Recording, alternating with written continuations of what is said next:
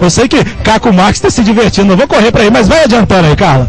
Eu não sei se ele está se divertindo muito agora, sofrendo, ele tá. Olha a situação do Caco Marques. Ai, meu Deus, que maldade.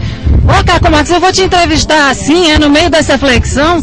Chega pra cá, eu vou te salvar um pouquinho vermelho, que só ele, Caco. É o sol. É o sol, né? Porque o esforço físico você tira de letra, né? É, mas eu gostei aqui do Aerobox, viu? Muito legal. Vocês vão fazer uma demonstração pra gente agora, é? Ele tá louca pra me dar umas pancadas aqui. Vai, Valquíria, manda ver. Porque o tubarão vai atacar. Foi sem querer que eu beijei a sua boca. Parece que a Valquíria nocauteou o Caco. Valquíria, pelo menos faz um elogio aí, ele mandou bem. Ele mandou bem, mas a gente tá esperando ele lá no box para ele terminar esse treino e mostrar a vocês que daqui a um ano ele vai estar 10.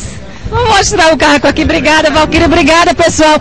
Caco Marques, valeu mais um desafio. Se saindo super bem, né? Dá para respirar e falar ao mesmo tempo ainda. Bruno Sacau, eu quero convidar ele para depois do jornal, agora que eu já estou condicionado com o Aerobox, fazer um treino com ele, porque ele sempre coloca enrascadas. Quero descontar um pouquinho, É, né? Caco, você é um cavalheiro. Que bom, meu Deus, que ele não empurrou para mim isso.